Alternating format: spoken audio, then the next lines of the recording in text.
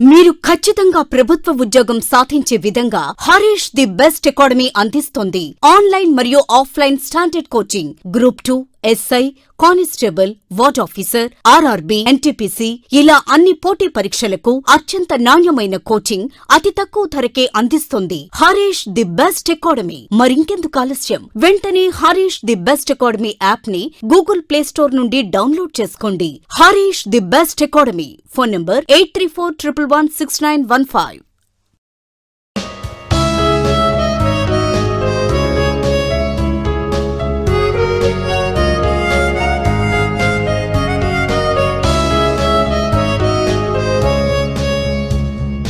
Hi friends, welcome to Harish academy. ఈరోజు వార్తల్లో నిలిచిన జాతీయ, అంతర్జాతీయ, రాష్ట్రీయ అంశాల గురించి, వార్తల్లో నిలిచిన వ్యక్తులు, అవార్డులు, పుస్తకాలు మరియు క్రీడా సంబంధిత సమాచారం, ఒక్కొక్క అంశాన్ని వివరంగా తెలుసుకునే ముందు కొన్ని హెడ్లైన్స్ చూద్దాం. ఈరోజు నవంబర్ 26 భారత రాజ్యాంగ దినోత్సవం. ఈ సందర్భంగా భారత రాజ్యాంగానికి సంబంధించిన కొన్ని ప్రత్యేకతలను చూద్దాము. మరియు భారతదేశంలోనే మొట్టమొదటి రాష్ట్రంగా ఈరోజు యూపీ వార్తలు నిలిచింది. లవ్ జిహాద్కి వ్యతిరేకంగా ఒక ఆర్డినెన్స్ని రూపకల్పన చేయడం కాదు, రాష్ట్ర క్యాబినెట్ ఆ ఆర్డినెన్స్ని ఆమోదం కూడా తెలపడం జరిగింది. దానికి సంబంధించిన అంశాలు ఏంటి? మరియు యూపీకి సంబంధించి మరొక అంశం, ఈరోజు ఒక టైగర్ రిజర్వ్ వార్తలు నిలిచింది, పిల్బిట్ టైగర్ రిజర్వ్. దానికి సంబంధించిన అంశాలు ఏంటి? మరి ఈరోజు ఇక్రిసాట్ వార్తలు నిలిచింది, అంతర్జాతీయ సంస్థ మిల్లెట్ ఫైండర్ సంబంధిత అంశంతో. మరియు WTOని ఆశ్రయించిన America, World Trade Organization Geneva head క్వార్టర్గా ఉన్న WTOని ప్రపంచ అగ్రగామి దేశం అమెరికా ఆశ్రయించింది. ఎందుకు అంటే భారత్కి వ్యతిరేకంగా ఒక కాంప్లైంట్, ఒక ఫిర్యాదు చేయడం జరిగింది. దానికి సంబంధించిన అంశాలు ఏంటి? మరియు దీంతో పాటు మెగా ఫుడ్ పార్క్ సంబంధిత అంశంతో వార్తలు నిలిచిన పంజాబ్ రాష్ట్రం. మరియు రాష్ట్రీయ అంశాల విషయానికి వస్తే ఈరోజు ఏపీకి సంబంధించి గ్రీన్ ఫీల్డ్ MSME వార్తలు నిలిచింది. మరియు వార్తల్లో వ్యక్తుల విషయానికి వస్తే ఒక ప్రముఖ వ్యక్తి మరణం, ఫుట్బాల్ మాజీ దిగ్గజం, అర్జెంటీనా మాజీ ఫుట్బాల్ దిగ్గజం డిగో మారడోనా మరణం. తనకు సంబంధించిన ప్రత్యేకతలు ఏంటి? మరియు వార్తలు నిలిచిన భారతీయ సినిమా, ఒక మలయాళ సినిమా జల్లికట్టు సినిమా ఆస్కార్ సంబంధిత అంశంతో వార్తలకు వచ్చింది. మరియు వీటితో పాటు మిస్లేనియస్ అంశాలన్నింటినీ కూడా ఒక్కొక్క టాపిక్ని ఇంటర్లింక్ చేసుకుంటూ నేర్చుకుందాం. సో ముందుగా ఈరోజు భారత రాజ్యాంగానికి సంబంధించి నవంబర్ 26 భారత రాజ్యాంగ దినోత్సవం. సో రాజ్యాంగ దినోత్సవం అని చెప్పేసి మనం జరుపుకుంటున్నాం. యాక్చువల్గా ఈరోజు భారత రాజ్యాంగానికి సంబంధించి కొన్ని ప్రత్యేకతలు ఏంటి, ప్రపంచ రాజ్యాంగంలోకెల్లా భారతదేశ రాజ్యాంగం ఎందుకు అత్యున్నతమైనది, ఎందుకు ఉన్నతమైనది చూద్దాం. యాక్చువల్గా యూనివర్సిటీ ఆఫ్ చికాగో మీకు అందరికీ తెలిసే ఉంటుంది, ఒక 2-3 సార్లు దీనికి సంబంధించిన సర్వేస్ కూడా చూసాం. యూనివర్సిటీ ఆఫ్ చికాగో ప్రపంచంలో చాలా సర్వేలు చేస్తారు. సో యూనివర్సిటీ ఆఫ్ చికాగో శాస్త్రవేత్తలు ప్రపంచంలోని అన్ని రాజ్యాంగాలను కన్సిడర్ చేసుకొని 1789 సంవత్సరం నుండి 2006 మధ్యలో సో ప్రపంచంలోని రాజ్యాంగాలన్నింటినీ కూడా కన్సిడర్ చేసేసుకొని పరిగణలోకి తీసుకొని ఒక సర్వే చేశారు. ఆ సర్వే ఆధారంగా నివేదిక ఇచ్చారు. అంటే ప్రపంచంలోని రాజ్యాంగాలు అంటే ఏంటి? ఎగ్జాంపుల్, ప్రపంచంలో కొన్ని దేశాలకు రాజ్యాంగం అనేది ఉంది, కొన్ని దేశాలకు రాజ్యాంగం కూడా లేని దేశం ఉంది. యాక్చువల్గా రాజ్యాంగం అంటేనే ఒక దేశం లోపల ఒక అత్యున్నత చట్టం, సుప్రీంలా. ఆ చట్టంలో ఏముంటుంది? ప్రజలకు ఎలాంటి హక్కులు ఇవ్వాలి, ప్రభుత్వానికి ఇవ్వబడే అధికారాలు ఏంటి, ఏ రకంగా ప్రభుత్వం నడుచుకోవాలి, ప్రభుత్వం ప్రజలను ఎలా పరిపాలించాలి, ఇలాంటి అంశాలన్నీ కూడా పొందుపరచబడతాయి రాజ్యాంగం అనే పుస్తకంలో. కొన్ని రాజ్యాంగాలు లిఖిత రాజ్యాంగాలు ఉంటాయి, కొన్ని రాజ్యాంగాలు అలిఖిత రాజ్యాంగం ఉంటుంది. ఎగ్జాంపుల్, బ్రిటన్ లాంటి దేశం ఏకైక రాజ్యాంగం. సో అలాంటి రాజ్యాంగాలు అన్నింటినీ కూడా కన్సిడర్ చేసేసుకొని ప్రపంచంలోని రాజ్యాంగాలు అన్నింటినీ కూడా తీసేసుకొని ఒక సర్వే చేసేసి ఒక రిపోర్ట్ ఇచ్చారు. అందులో ఏం చెప్పారంటే longevity of the world constitution. So గుర్తుంచుకోండి, లాంగేటివిటీ అంటే ఏంటి? లాంగివిటీ అంటే ఏంటి? ప్రపంచ రాజ్యాంగం యొక్క సగటు వయస్సు, ఎన్ని సంవత్సరాలు బతుకుతోంది ప్రపంచ రాజ్యాంగం. అంటే ప్రపంచ రాజ్యాంగ సగటు అంటే ఏంటి? ఇక్కడ ప్రపంచంలోని అన్ని రాజ్యాంగంతో కూడిన దేశాలన్నీ వస్తాయి. అలా ప్రపంచ రాజ్యాంగ సగటు వయస్సు 17 సంవత్సరాలు అని చెప్పారు. So most important. సో కొన్ని దేశాల రాజ్యాంగాలు 17 సంవత్సరాల కంటే తక్కువ ఉండొచ్చు, కొన్ని దేశాల రాజ్యాంగాలు 17 సంవత్సరాల కంటే ఎక్కువగా ఉండొచ్చు. సో అలాంటిది ప్రపంచ సగటు రాజ్యాంగ వయస్సు 17 సంవత్సరాలు. భారతదేశ రాజ్యాంగ వయస్సు వచ్చేసి 71 సంవత్సరాలు. So most important. చూడండి, ఎక్కడి 17 సంవత్సరాలు, ఈ నెంబర్ని మనం ఉల్టా చేస్తే 71 వస్తుంది. సో అలా ప్రపంచ సరాసరి సగటు రాజ్యాంగ వయస్సు 17 సంవత్సరాలు ఉంటే భారతదేశ రాజ్యాంగం ఈరోజు 71వ రాజ్యాంగ దినోత్సవం జరుపుకుంటోంది. మామూలు విషయం కాదు. యాక్చువల్గా ఇందులో మరికొన్ని అంశాలను కూడా చెప్పారు. 19% ఆఫ్ ద వరల్డ్ కాన్స్టిట్యూషన్స్, ఇప్పుడు ఏంటి ప్రపంచంలోని అన్ని రాజ్యాంగాలని కన్సిడర్ చేశారు కదా, అలా రాజ్యాంగాలను కన్సిడర్ చేసుకుంటే 17 ఇయర్స్ అనేది ప్రపంచ రాజ్యాంగ సగటు వయసు. ఆ రాజ్యాంగాల్లో కూడా ఇంకా కొన్ని సబ్ కేటగిరీస్ ఇచ్చారు. దాదాపు ప్రపంచంలోని 19% రాజ్యాంగాలు, ఎగ్జాంపుల్ ప్రపంచంలో 100 రాజ్యాంగాలు ఉన్నాయి అనుకోండి, 100లో 19 రాజ్యాంగాలు 50కి పైగా సంవత్సరాల నుండి అమల్లోకి ఉంటున్నాయి. అంటే 50 సంవత్సరాల బర్త్డేని సెలబ్రేట్ చేసుకున్నాయి. ఎగ్జాంపుల్ మన ఇండియా కాన్స్టిట్యూషన్ ఉంది, ఈరోజు 71st బర్త్డే అనుకోండి, అలా రాజ్యాంగం అమల్లోకి వచ్చి 71 సంవత్సరాలు అవుతుంది. సో అలాంటిది ప్రపంచంలో 50 సంవత్సరాలు నిండిన రాజ్యాంగాలు కేవలం 19% మాత్రమే.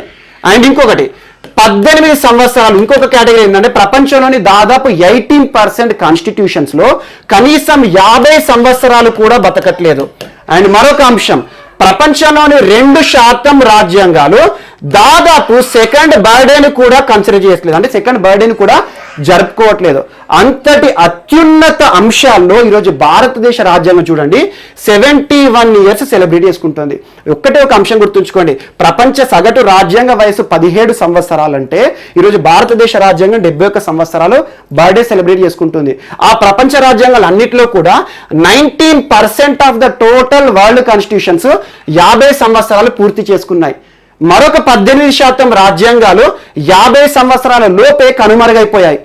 ప్రపంచంలోని 2% రాజ్యాంగాలు, 2% కాదు ఇది, 7% కాన్స్టిట్యూషన్స్ కనీసం సెకండ్ బర్త్డేని కూడా ఈ సంవత్సరం అమల్లోకి వస్తాయి, 2 సంవత్సరాల లోపే కనుమరుగైపోతాయి. సో అలాంటి అంశాలను కన్సిడర్ చేసుకుంటే ఈరోజు భారతదేశ రాజ్యాంగం ఎంత అత్యున్నతమైందో చూడండి. అండ్ దీంతో పాటు ప్రపంచంలో ఒక్కొక్క ఖండాన్ని యావరేజ్గా తీసుకొని ఏ రకంగా ఉంటుంది యావరేజ్ ఏజ్ అని చెప్పేసి యూనివర్సిటీ ఆఫ్ చికాగో వారు ఏం చెప్పారంటే, ఎగ్జాంపుల్ ఆఫ్రికా ఖండాన్ని కనుక తీసుకుంటే ఆఫ్రికా కాంటినెంట్ యొక్క సగటు రాజ్యాంగ వయస్సు 12.4 సంవత్సరాలు అంట.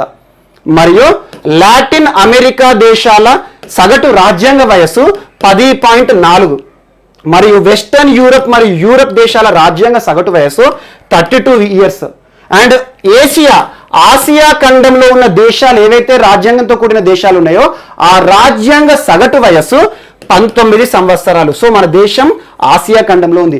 అలాంటి 19 సంవత్సరాల యావరేజ్ ఏజ్ ఉన్న కాన్స్టిట్యూషన్స్ లో మన రాజ్యాంగం ఈరోజు 71 సంవత్సరాలు జరుపుకుంటుందంటే మన రాజ్యాంగ రూపకర్తలు ఎవరైతే ఉన్నారో వారికి ఎంత పొగిడినా అతిశయోక్తి కాదు.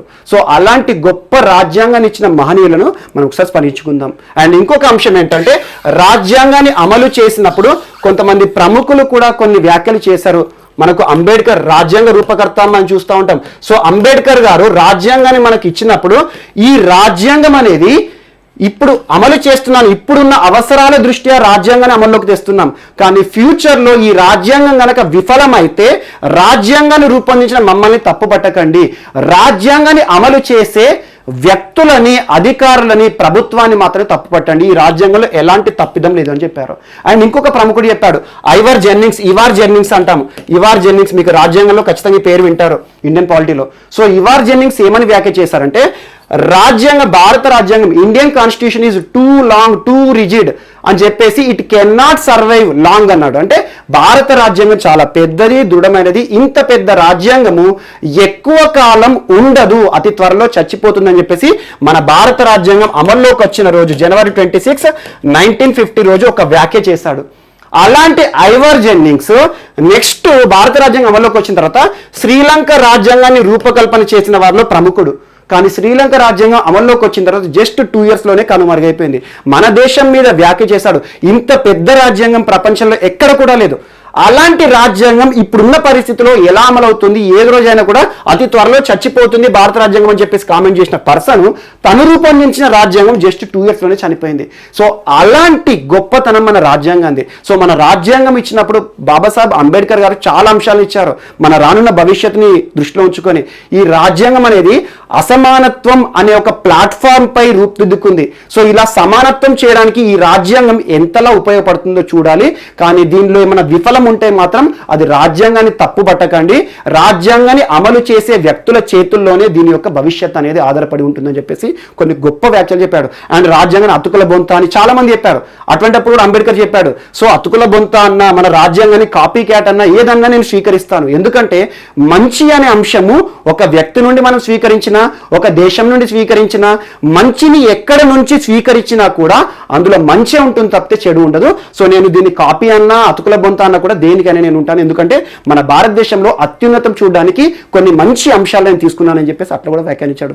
సో రాజ్యాంగానికి సంబంధించి ఖచ్చితంగా ఇండియన్ పాలిటీ అనే సబ్జెక్ట్ని కాంపిటేటివ్ ఎగ్జామ్స్ కోసమే కాకుండా ఒక వ్యక్తి జీవితంలో, రాజ్యాంగం చదివిన వ్యక్తి జీవితంలో ఖచ్చితంగా మార్పు అనేది ఉంటుంది. సో అలాంటి రాజ్యాంగాన్ని మనకి ఇచ్చిన ప్రముఖులు ఈరోజు మనకు రాజ్యాంగ దినోత్సవం సందర్భంగా వారందరినీ కూడా స్మరించుకుంటున్నాం. భారత ప్రధాని కానివ్వండి, ప్రస్తుతం సభాపతుల సదస్సు జరుగుతోంది గుజరాత్ రాష్ట్రంలో కెవాడియాలో. అక్కడ కూడా రాజ్యాంగానికి సంబంధించి చాలా అత్యున్నత అంశాలు చర్చిస్తున్నారు. భారత ఉపరాష్ట్రపతి వెంకయ్య నాయుడు గారు మంచి వక్త, చాలా మాట్లాడతారు. సో అలాంటి గొప్ప వ్యక్తి ఎవరైతే ఉన్నారో రాజ్యాంగానికి సంబంధించి కొన్ని కీలకమైన వ్యాఖ్యలు చేశారు. కానీ ప్రస్తుతము రాజ్యాంగానికి సంబంధించి కొన్ని అంశాల్లో అసలు రాజ్యాంగం 71 ఇయర్స్లో, ఈ 71 ఇయర్స్లో ఫెయిల్ అయిందా, సక్సెస్ అయిందా అంటే మిశ్రమంగా చూడవచ్చు. రాజ్యాంగంలో తప్పులేదు, దీన్ని అమలు చేసే వ్యక్తుల్లోనే తప్పు ఉంటుందని అంబేద్కర్ గారు చెప్పారు కదా. చాలా వరకు చూడండి, కొన్ని స్వతంత్ర సంస్థలు ఉంటాయి, అటానమస్ బాడీస్ ఉంటాయి, ఎన్నికల సంఘమే కానివ్వండి, గవర్నర్ వ్యవస్థలు కానివ్వండి, చాలా వరకు వివాదాలు చూస్తున్నాం. ఇటీవల కాలంలో ప్రభుత్వాలు కూడా న్యాయ వ్యవస్థలో జోక్యం చేసుకోవడాలని చూస్తున్నాం. ఇప్పుడు కాదు, రాజ్యాంగం అమల్లోకి వచ్చినప్పుడు నుండి ప్రతి ప్రభుత్వం న్యాయ వ్యవస్థలో జోక్యం చేసుకుంటుంది. ప్రభుత్వం ఏదైతే ఏర్పడుతుందో కేంద్రంలో వారికి అనుకూలంగా ఉండే వారినే గవర్నర్గా నియమించడం కానివ్వండి, చాలా వరకు రాజ్యాంగంలో ఉండే నిబంధనలు అమలవుతున్నాయి. కానీ నిబంధనలు అమలయ్యేటప్పుడు మాత్రం ప్రభుత్వాలు చాలా వరకు కొన్ని తెలుసో తెలియకో తప్పుదాలు కూడా చేస్తున్నాయి. సో అవన్నీ కూడా మీకు ఎస్ఏలో కనుక వస్తే 71 years of Indian constitution, a failure or success, please write అని చెప్తాడు. సో దీనిలో మనం ఏదైతే ఉంటుందో మనం అనలిటికల్గా రాయాల్సి ఉంటుంది అండ్ బ్యాలెన్సింగ్గా ఉండాలి ఆన్సర్. సో ఈ రకంగా రాజ్యాంగం గురించి కొన్ని అంశాలు మీకు చెప్పడం జరిగింది. సో అలా రాజ్యాంగానికి సంబంధించి ఈరోజు 71 సంవత్సరం నవంబర్ 26 రాజ్యాంగాన్ని మనం రచించిన రోజు, రాజ్యాంగం రచించడం పూర్తయిపోయింది. కానీ రాజ్యాంగం ఏ రోజు అమల్లోకి వచ్చింది మాత్రం మనకి జనవరి 26, 1950, నవంబర్ 26, 1949 రోజున రాజ్యాంగ రచన పూర్తయింది. అలా రచన పూర్తయిన తర్వాత చారిత్రక కారణం, ఒక చారిత్రక నేపథ్యం మనం తీసుకున్నాము, పూర్ణ స్వరాజ్. అలాంటి అంశాన్ని దృష్టిలో ఉంచుకొని జనవరి 26వ తేదీ నుండి మనం రాజ్యాంగం అమలు చేసుకుంటాం. So 71st year of Indian constitution ఈరోజు మనం సెలబ్రేట్ చేసుకుంటున్నాం. సో మోస్ట్ ఇంపార్టెంట్, దీనికి సంబంధించి ఎంత ఇన్ఫర్మేషన్ అయినా కూడా చూడండి. అండ్ నెక్స్ట్, ఈరోజు భారత రాజ్యాంగ అధినేత ఎవరు? భారత రాజ్యాంగంలోనే అత్యున్నత పదవి ఎవరికి ఉంటుంది? రాష్ట్రపతి. భారత రాష్ట్రపతి లేదా భారతదేశ ప్రథమ పౌరుడు, త్రివిధ దళాల అధిపతి. సో రాష్ట్రపతి రామ్నాథ్ కోవింద్ గారు ఈరోజు వార్తలు నిలిచారు. So air India 1 B777 most important, ఇటీవలే అమెరికా నుండి 2 B777 బోయింగ్ విమానాలు భారతదేశానికి చేరుకున్నాయి. భారతదేశంలో అత్యున్నత పదవులు ఎవరైతే ఉంటారో వారి అవసరాల కోసము ఈ విమానాలు ఉపయోగపడతాయని చెప్పేసి రాష్ట్రపతి, ఉపరాష్ట్రపతి, ప్రధానమంత్రి మరియు ప్రముఖుల అవసరాల కోసము, ప్రముఖులు విదేశీ పర్యటన చేసినప్పుడు ఈ విమానం ఉపయోగపడుతుందని చెప్పారు. సో అలాంటి బోయింగ్ 777 విమానాన్ని మొట్టమొదటిసారి భారతదేశంలో పర్యటించి వార్తలోకి ఎక్కిన వ్యక్తి రామ్నాథ్ కోవింద్ గారు దంపతులు. సో మోస్ట్ ఇంపార్టెంట్, నిన్న ప్రారంభమైన ఈ ఫ్లైట్ ఏదైతే ఉందో తిరుపతికి ప్రయాణించడం జరిగింది. సో అలా బోయింగ్ 777 విమానంలో భారతదేశ రాష్ట్రపతి మొట్టమొదటిసారి ఇండియాలో ప్రయాణం చేశారు. సో ఇదొకటి కూడా యాడ్ చేసుకుని సరిపోతుంది, ఎందుకంటే రాజ్యాంగం గురించి చర్చించుకుంటున్నాం కాబట్టి రాజ్యాంగ అధినేతకు సంబంధించిన ఒక అంశాన్ని ఇక్కడే లింక్ చేసుకోండి. సో భారతదేశ రాజ్యాంగ అధినేత, రాజ్యాంగం అనే పుస్తకం ఒక మందిరం అనుకుంటే ఆ మందిరంలో దేవుడైన రాష్ట్రపతి రామ్నాథ్ కోవింద్ గారు ఈరోజు ఎందుకు వార్తలు ఇచ్చారంటే, ఇండియాకి ఇటీవలే చేరుకున్న ఎయిర్ ఇండియా 1 B777 బోయింగ్ విమానము భారతదేశంలో అత్యున్నత పదవుల కోసం ఉద్దేశించబడింది. అలాంటి విమానంలో భారతదేశం మొట్టమొదటి లేదా ప్రథమ పౌరుడు ప్రయాణం చేయడం జరిగింది. మొదటి ప్రయాణం విత్ ఇన్ ఇండియాలో. సో అమెరికా అధ్యక్షుడు కానివ్వండి, వీళ్ళందరూ కూడా ఎప్పుడో వాడుకుంటున్నారు. ఇటీవల కాలంలో భారతదేశంలో అత్యున్నత పదవులకు రక్షణ పెంచడానికి. అండ్ దీని యొక్క ప్రత్యేకత ఏంటంటే anti missile flight. Anti missile అంటే శత్రు దేశాలకు సంబంధించిన మిసైల్ లాంచ్ చేసేసి విమానాన్ని కూలగొట్టాలని చెప్పినా కూడా, లేదంటే మీరు గాల్లోనే దీని ఫ్యూలింగ్ కూడా ఇవ్వచ్చు. మరియు దాంతోపాటు ఒక్కసారి ఫ్లైట్ టేకఫ్ అయింది అంటే దాదాపు 17 గంటల పాటు కంటిన్యూగా గాల్లో ప్రయాణం చేయగలుగుతుంది. అంతటి గొప్ప లక్షణాలున్న ఒక విమానము, మరి దీంతో పాటు శాటిలైట్ ఫోన్ కానివ్వండి, అలాంటి అత్యున్నత అధికారులు, అత్యున్నత పదవిలో ఉన్నవారు ప్రయాణిస్తారు. కాబట్టి ఎయిర్ ఇండియా 1B777లో అత్యాధునిక సౌకర్యాలు కూడా ఇచ్చారు. అలాంటి అత్యాధునిక సౌకర్యాలు గల విమానం ఇటీవల భారతదేశానికి 2 చేరుకున్నాయి. అందులో బోయింగ్ 777 విమానం భారతదేశానికి సంబంధించి రాష్ట్రపతి మొట్టమొదటి ప్రయాణం చేశారు. సో ఈరోజు దీన్ని యాడ్ చేసుకోండి. అండ్ నెక్స్ట్,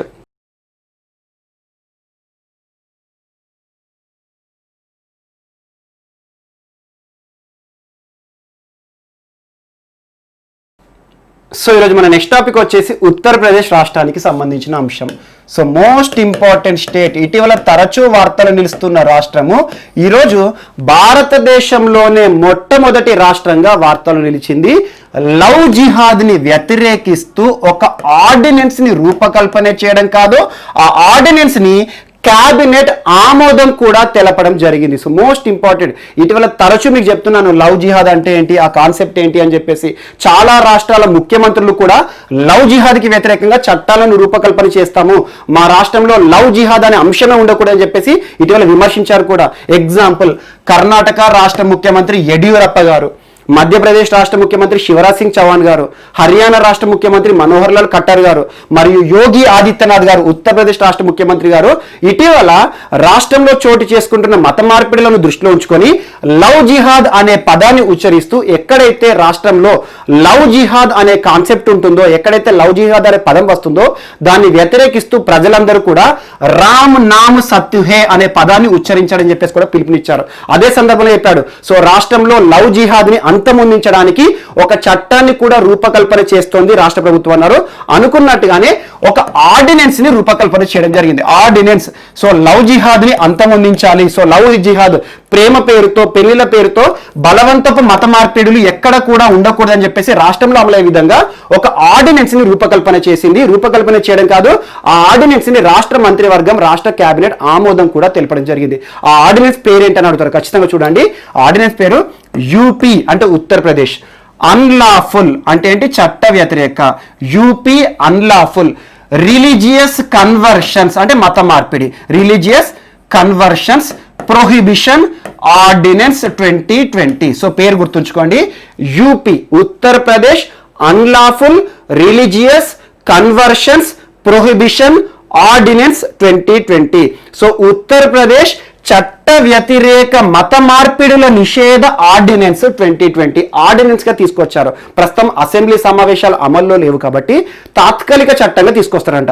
ఆ తర్వాత అసెంబ్లీ సమావేశాలు ప్రారంభమైన తర్వాత ఈ ఆర్డినెన్స్ సమావేశాలు చట్టసభల్లో ప్రవేశపెట్టేసి చట్టంగా మారుస్తారట. సో ఈ రకంగా భారతదేశంలోనే లవ్ జిహాద్కి వ్యతిరేకంగా ఒక ఆర్డినెన్స్ ని రూపకల్పన చేయడం కాదు, అండ్ అమలు చేయడానికి కూడా సిద్ధంగా ఉంది ఉత్తరప్రదేశ్ రాష్ట్ర ప్రభుత్వం.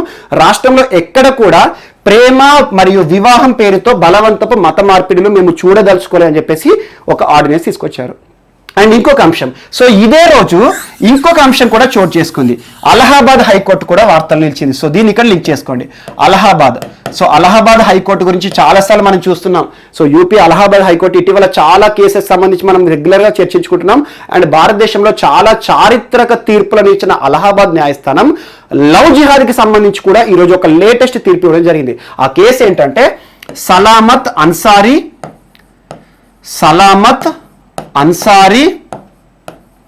అండ్ ప్రియాంక కార్వార్ కేసు. సో మోస్ట్ ఇంపార్టెంట్ గుర్తుంచుకోండి, సలామత్ అన్సారీ అండ్ ప్రియాంక కార్వార్. సో పేరులోనే ఉంది, ప్రియాంక కార్వార్ అనే ఒక హిందూ అమ్మాయి, సలామత్ అన్సారీ అనే ఒక ఇస్లాం అబ్బాయి, ముస్లిం అబ్బాయి. వీరిద్దరు ఇటీవల ప్రేమ పేరుతో ప్రేమించుకున్నారు, ఆ తర్వాత పెళ్లి చేసుకున్నారు. ఆ సందర్భంగా మత మార్పిడి కూడా చేసుకుంది ప్రియాంక అనే అమ్మాయి. సో దీన్ని సహించని పేరెంట్స్ ఎవరైతే ఉన్నారో ఈ ప్రియాంక కార్వార్ వారి పేరెంట్స్ న్యాయస్థానాన్ని ఆశ్రయించారు. మా అమ్మాయిని బలవంతంగా ప్రేమించడం ట్రాప్ చేసేశారు, ఆ తర్వాత మత మార్పిడి చేసేశారు, ఈరోజు మాకు నచ్చని ఇస్లాం మతానికి చేంజ్ చేశారు అని చెప్పేసి వీళ్ళ పేరెంట్స్ న్యాయస్థానాన్ని ఆశ్రయించారు. ఈ కేసులో అలహాబాద్ న్యాయస్థానం ఏం చెప్పిందంటే భారత రాజ్యాంగంలోని ఆర్టికల్ 21, ఆర్టికల్ 25 రెండు కూడా ప్రాథమిక హక్కులు, ఒక వ్యక్తికి కల్పించిన ఫండమెంటల్ రైట్స్. వాటిని మేము ఎట్టి పరిస్థితుల్లో కూడా జోక్యం చేసుకోము. ఒకవేళ ప్రాథమిక హక్కులకు ఉల్లంఘన కలిగినా కూడా మేము వాటిని కాపాడుతాం తప్పితే ఒక వ్యక్తికి ఇవ్వబడిన ఈ హక్కులను వీళ్ళు వాడుకున్నారని చెప్పి తీర్పిచ్చింది. సింపుల్ గా చూడండి, ఆర్టికల్ 21 ఏం చెప్తుంది? రైట్ టు లైఫ్, జీవించే హక్కు. భారతదేశంలోని ఏ పౌరుడైనా కూడా తనకు నచ్చిన విధంగా జీవనాన్ని గడపవచ్చు, జీవించవచ్చు. సో తనకు నచ్చినట్టుగా తినవచ్చు, తనకు నచ్చినట్టుగా ఉండవచ్చు. అండ్ ఆర్టికల్ 25 ఇది కూడా మత స్వాతంత్ర హక్కు. ఆర్టికల్ 25 నుండి 28 వరకు మత స్వాతంత్ర హక్కులు ఉంటాయి. అందులో మోస్ట్ ఇంపార్టెంట్ ఆర్టికల్ 28, మనకు నచ్చిన మతాన్ని స్వీకరించవచ్చు, నాకు విశ్వాసం ఉన్న మతాన్ని నేను స్వీకరించవచ్చు, ఆ మతాన్ని ప్రచారం చేయవచ్చు, ప్రాపగేట్ చేయవచ్చు అని చెప్పేసి ప్రాథమిక హక్కులు ఉంటుంది. కానీ ఆర్టికల్ 25 ఆధారంగా బలవంతపు మత మార్పిడిలు ఉండకూడదు. ఎగ్జాంపుల్ తబ్లిక్ కానివ్వండి, ఇలాంటివి ఏవైతే ఉంటాయో మనకు ఒకప్పుడు ఏవైతే ఉంటాయో చరిత్రలో కూడా చాలా ఉన్నాయి. అలాంటి బలవంతపు మత మార్పిడిలు మాత్రం మేము సహించము. ఒక వ్యక్తి విచక్షణ మేరకు, డిస్క్రిప్షన్ మేరకు తనకు నచ్చిన మతాన్ని, తనకు నచ్చిన విశ్వాసం ఉన్న మతాన్ని స్వీకరించవచ్చు. సో అలా ఈ అమ్మాయి, ఇప్పుడు ఈ అబ్బాయి, ఈ ఇద్దరు కూడా మేజర్ అంట. సో మేజరే కాబట్టి నిర్ణయాధికారం వాళ్ళ చేతిలో ఉంది. సో ఇతను హిందూ మతంలోకి వస్తాడా, ఈమె ఇస్లాం మతంలోకి పోతుందా, ఎవరి నమ్మకాలు వాళ్ళకు ఉంటాయి. కాబట్టి మేజర్ అయిన వ్యక్తుల నిర్ణయాల్లో మేము నిర్ణయం తీసుకోలేము, ఎట్టి పరిస్థితుల్లో ఇన్వాల్వ్ కాలేమని చెప్పేసి ఈ ఆర్టికల్ 21, 25, 21 జీవించే హక్కులో వీళ్ళు ఏ రకంగా జీవించుకోవచ్చు, 25 వీరు ఏ మతాన్నైనా స్వీకరించుకోవచ్చు. కానీ దీన్ని బలవంతపు మత మార్పిడి అని చెప్పేసి అనడానికి ప్రూఫ్ ఎక్కడ అని చెప్పేసి అడిగారు. సో అలా లవ్ జిహాద్ని ఒక రకంగా చెప్పాలంటే న్యాయస్థానం కూడా ఇన్వాల్వ్ కాలే. అండ్ ఇంకొక అంశం ఇక్కడ, ఈ కేసు గుర్తుంచుకోండి ఖచ్చితంగా. ఈ కేసులో అల్టిమేట్గా ఏం చెప్పిండ్రు, ఈ అమ్మాయి ఏం చెప్పింది, నాకు ఇష్టపూర్వకంగా మారాలని చెప్పింది. అంటే ఆర్టికల్ 25ని తన ఫాలో అయిందని చెప్పింది. సో ఆ న్యాయస్థానం ఆ కేసుని కొట్టివేయడం జరిగింది. సో ఒకవైపు అలహాబాద్ న్యాయస్థానంలో బలవంతపు మత మార్పిడి అని చెప్పేసి ఎలా ప్రూవ్ చేస్తారని అడిగింది. ఒకవైపు ఏమో యూపీ రాష్ట్ర ప్రభుత్వం లవ్ జిహాద్కి సంబంధించి వ్యతిరేకంగా ఆర్డినెన్స్ ను ఎలా అమలు చేస్తారు, ఒక మత మార్పిడిని బలవంతపు మత మార్పిడిగా పరిగణించి ఏ రకంగా శిక్షార్హులను చేస్తారని చెప్పేసి ప్రభుత్వాన్ని కూడా అడుగుతోంది. చాలా మంది మేధావులు కూడా విమర్శిస్తున్నారు. సో ఏదేమైనా కూడా ఉత్తరప్రదేశ్ రాష్ట్ర ప్రభుత్వం తీసుకొచ్చిన ఈ UP unlawful religious conversions prohibition ordinance 2020లో కొన్ని అంశాలు నేర్చుకోండి. ఎగ్జాంపుల్, ఒక వ్యక్తి ఒక అమ్మాయిని పెళ్లి చేసేసుకొని బలవంతంగా మత మార్పిడి చేసినట్టు కనుక ప్రూఫ్ అయితే తనకు 1 సంవత్సరం నుండి 5 సంవత్సరాల వరకు జైలు శిక్ష ఉంటుందట, మరియు 15,000 రూపాయల జరిమానా, ఒకటి ఇంప్రిజన్మెంట్ అండ్ ఫైన్. సో రెండు ఉంటాయంట, సమ్ టైమ్స్ బోత్. ఒకవేళ బలవంతపు మత మార్పిడి అని ప్రూఫ్ అయినప్పుడే. అండ్ ఇంకొక కండిషన్ కూడా ఉంది. ఎగ్జాంపుల్, ఒక మైనర్ని లవ్ చేసిన, ఎగ్జాంపుల్ ఒక మైనర్ అమ్మాయిని లవ్ చేసి ఒక అబ్బాయి మత మార్పిడి చేసినట్టయితే అది బలవంతపు మత మార్పిడి అని ప్రూఫ్ అయితే తనకు 3 నుండి 10 సంవత్సరాల జైలు శిక్ష పడుతుందట, అండ్ 25,000 వరకు జరిమానా పడుతుందట. సో ఫైన్ కూడా పడుతుందట. ఒకవేళ ఎస్సీ ఎస్టీకి సంబంధించిన అమ్మాయిని గనక పెళ్లి చేసుకొని బలవంతంగా మత మార్పిడి చేసినట్టు ప్రూఫ్ అయితే వారిపైన కూడా సేమ్ ఇదే నిబంధన, 3 నుండి 10 సంవత్సరాల పాటు జైలు శిక్ష, 25,000 రూపాయల జరిమానా. అండ్ ఇంకొక అంశం కూడా పొందుపరిచారు. ఎగ్జాంపుల్, ఒక అమ్మాయిని ప్రేమ పేరుతో పెళ్లి చేసుకున్న తర్వాత వాళ్ళ పేరెంట్స్ పైన కూడా బలవంతం చేసేసి మీరు కూడా మత మార్పిడి చేయాలని చెప్పేసి బలవంతంగా చేస్తే మాస్ కన్వర్షన్ కనుక చోటు చేసుకున్నట్టు ప్రూఫ్ అయితే మాత్రం ఆ వ్యక్తి ఎవరైతే ఈ మత మార్పిడికి కారణమవుతున్నాడో ఆ వ్యక్తికి 3 నుండి 10 సంవత్సరాల జైలు శిక్ష మరియు 50,000 రూపాయల జరిమానా విధిస్తామని చెప్పేసి ఈ ఆర్డినెన్స్ లో కొన్ని అంశాలు పొందుపరచడం జరిగింది. అలా లవ్ జిహాద్కి వ్యతిరేకంగా ఒక ఆర్డినెన్స్ తీసుకొచ్చారు, కానీ అమలు చేయడానికి మాత్రం కొంచెం జాప్యం జరుగుతుంది. ఎందుకంటే చాలా వరకు ఇందులో న్యాయపరమైన ప్రశ్నలు ఉన్నాయి. బలవంతపు మత మార్పిడి అని ఎవరు ఒప్పుకోవాలి? ఇక్కడ అమ్మాయి ఆల్రెడీ మ్యారేజ్ చేసుకుంది, పెళ్లి చేసుకుంది కాబట్టి తను ఎట్లా ఒప్పుకోదు, భర్తకు వ్యతిరేకంగా కంప్లైంట్ ఇవ్వదు. సో ప్రేమ అనే పేరు ఉంది కాబట్టి ఆటోమేటిక్గా తను 80% నెగిటివ్ కాదు. సో ఇలాంటి అంశాలు ఉన్నాయి కాబట్టి, కొన్ని టెక్నికల్ రీజన్స్ ఉన్నాయి కాబట్టి ప్రభుత్వం ఏ రకంగా అమలు చేస్తుందో చూడాలి. సో నేను ఇందాక చెప్పిన రీజన్స్ ఏవైతే ఉన్నాయో, కండిషన్స్, అవన్నీ కూడా ఇక్కడ పెట్టడం జరిగింది. సో ఒక పర్సన్ విక్టిమ్ ఎవరైతే ఉంటారో ఎస్సీ ఎస్టీకి సంబంధించి కానివ్వండి, మాస్ కమ్యూనికేషన్ ఉంటే ఏ రకంగా ఉంటే శిక్ష అని చెప్పేసి ఈ రకంగా ఒక ఆర్డినెన్స్ తీసుకురావడం జరిగింది. అండ్ నెక్స్ట్, ఇలా యూపీకి సంబంధించి మరొక అంశం వార్తలు నిలిచింది. Pilibhit tiger reserve. So Pilibhit tiger reserve ఏ రాష్ట్రంలో ఉంది అంటారు. ఎప్పుడైనా గుర్తుంచుకోండి, వార్తలు నిలుస్తున్న నేషనల్ పార్కులు కానీ టైగర్ రిజర్వ్ కానివ్వండి ఏవైనా కూడా ఏ రాష్ట్రంలో ఉన్నాయని అడుగుతారు. ఇటీవల చాలా అంశాలు మీకు చెప్తున్నాను. ఈరోజు మరొకటి పిల్బిట్ టైగర్ రిజర్వ్ వార్తలు నిలిచింది. ఎందుకు అంటే ఈరోజు ఒక పురస్కారాన్ని పొందడం జరిగింది. Tiger conservation award, tiger conservation పురస్కారం పొందిన భారతీయ టైగర్ రిజర్వ్ ఏది అంటారు. ఎవరి నుండి పొందారు అంటే UNDP, United Nations development programme నుండి టైగర్ కన్జర్వేషన్ పురస్కారము 2 x2 లేదా 2x2 అనొచ్చు. అంటే దీన్ని ఏంటంటే టైగర్ టైమ్స్ 2 అన్నట్టు. టైగర్ టైమ్స్ 2 పురస్కారం అనొచ్చు. లేకపోతే టైగర్ టైమ్స్ 2 పురస్కారాన్ని పొందిన భారతీయ టైగర్ రిజర్వ్, పులుల సంరక్షణ కేంద్రం ఇది అంటారు. టైగర్ టైమ్స్ 2 అంటే ఏంది? ఎగ్జాంపుల్, ఈ టైగర్ రిజర్వ్కి ఎందుకు పురస్కారం వచ్చింది? టైగర్ టైమ్స్ 2 పురస్కారం అంటే 2014లో ఈ పులుల సంరక్షణ కేంద్రంలో దాదాపు 25 పులులు ఉండే. ప్రస్తుతం 2018 వరకే తీసుకున్నారు లెక్కలు. 2018 వరకు ఈ 25 కాస్త 50 కాదు 65కి వచ్చింది. అంటే డబులే కాకుండా అంతకంటే ఎక్కువ పులుల నంబర్ పెరిగింది, పులుల సంఖ్య పెరిగింది. కాబట్టి అత్యంత అద్భుతంగా పులులను సంరక్షిస్తున్నారు. కాబట్టి ఈ టైగర్ రిజర్వ్ కి టైగర్ టైమ్స్ 2 పురస్కారం పొందింది, లేదా T x 2 పురస్కారం అనొచ్చు. సో అలా పిల్బిట్ టైగర్ రిజర్వ్ భారతదేశంలో ఇటీవల వార్తలు నిలిచింది ఎందుకు అంటారు.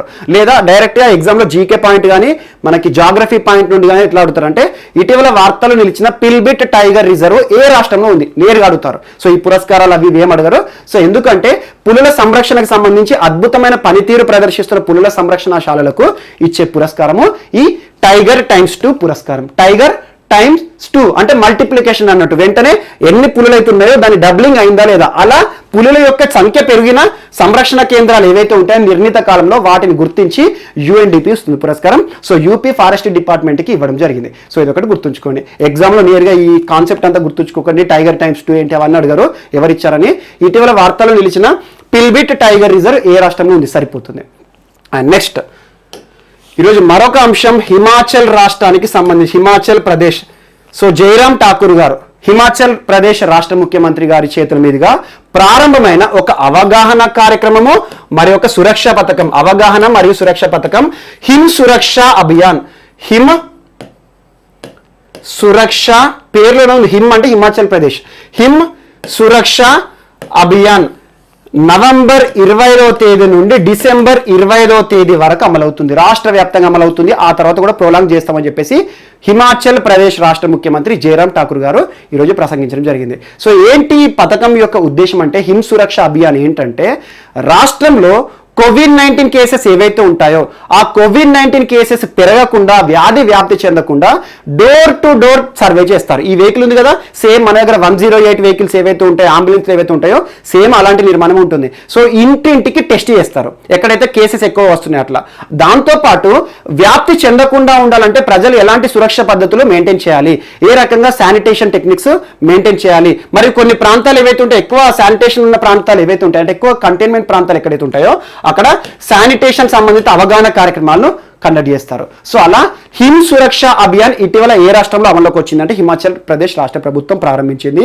సో రాష్ట్రంలో కోవిడ్-19 వ్యాప్తిని అరికట్టడానికి door to door health facility ఇవ్వడము, మరియు దీంతో పాటు ఓన్లీ కోవిడ్-19 కాదు, దీంతో పాటు టీబీ కానివ్వండి, రక్త సంబంధిత వ్యాధులు కానివ్వండి, చాలా వ్యాధులను, మలేరియా కానివ్వండి, ఇలాంటి పేషెంట్స్ కూడా ట్రీట్మెంట్ ఇస్తాము ఈ అంబులెన్స్ ద్వారా అని చెప్పారు. సో అలా ఇంటింటికి వైద్య సదుపాయాలు అందించే ఒక కార్యక్రమము, దాదాపు వైద్య కార్యక్రమము మరియు అవగాహన కార్యక్రమం హిమాచల్ ప్రదేశ్ రాష్ట్ర ప్రభుత్వం ప్రారంభించడం జరిగింది. అలా డిసెంబర్ 25 వరకు రాష్ట్రంలో ఉన్న ప్రతి ఇంటిని కూడా ఈ వాహనాలు కవర్ చేస్తాయని చెప్పేసి ఒక అంశాన్ని ప్రసంగించారు.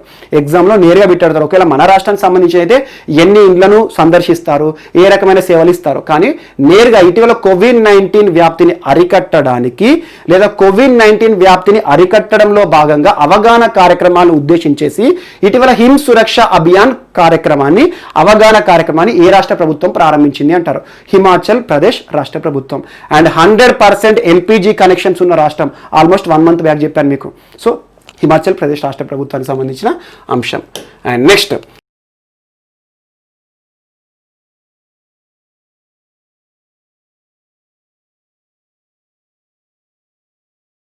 సో ఈరోజు మన నెక్స్ట్ టాపిక్ వచ్చేసి WTOకి సంబంధించిన అంశం. World Trade Organization Geneva head క్వార్టర్గా పనిచేస్తుంది. జెనీవా అంటే ఇక్కడ మనకి స్విట్జర్లాండ్లో ఉంది. సో జెనీవా హెడ్ క్వార్టర్గా పనిచేస్తున్న WTO ఈరోజు ఎందుకు వార్తలోకి వచ్చిందంటే, ప్రపంచ అగ్రగామి దేశమైన అమెరికా ఈరోజు WTOను ఆశ్రయించింది మరియు ఒక దేశానికి వ్యతిరేకంగా ఒక ఫిర్యాదు కూడా ఇచ్చింది, ఒక కాంప్లైంట్ కూడా ఇచ్చింది. ఆ దేశం ఏంటంటే భారత్కి వ్యతిరేకంగా WTOని ఆశ్రయించిన అమెరికా. ఎందుకు అంటే దీనికి ఒక చిన్న స్టోరీ ఉంది. యాక్చువల్గా భారతదేశంలో ఆహార ప్రమాణాలు కానివ్వండి, ఆహార పంటలకి సంబంధించి కొన్ని ప్రమాణాలు పాటించాలి. ఆ ప్రమాణాలు, గైడ్లైన్స్ అన్నిటి జారీ చేసే అత్యున్నత సంస్థ ఏంటి? Food Safety and Standards Authority of India. So Food Safety and Standards Authority of India పేర్లోనే ఉంది, సేఫ్టీ అండ్ స్టాండర్డ్స్.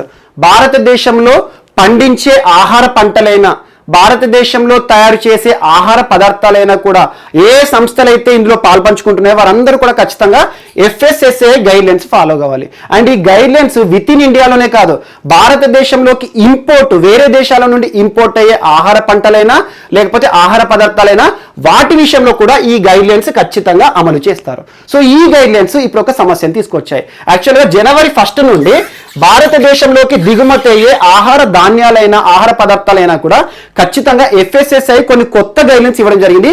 వాటిని ఖచ్చితంగా మ్యాచ్ అవ్వాల్సిందే. అవేంటంటే ఎగ్జాంపుల్, జెనెటికల్లీ మాడిఫైడ్ క్రాప్స్ ఏవైతే ఉంటాయో, జన్యు మార్పిడి చెందిన పంటలు ఏవైతే ఉంటాయో వాటిని ఎట్టి పరిస్థితుల్లో కూడా భారతదేశంలోకి దిగుమతి చేయకూడదని చెప్పేసి ఇటీవల FSSAI ప్రకటించడం జరిగింది.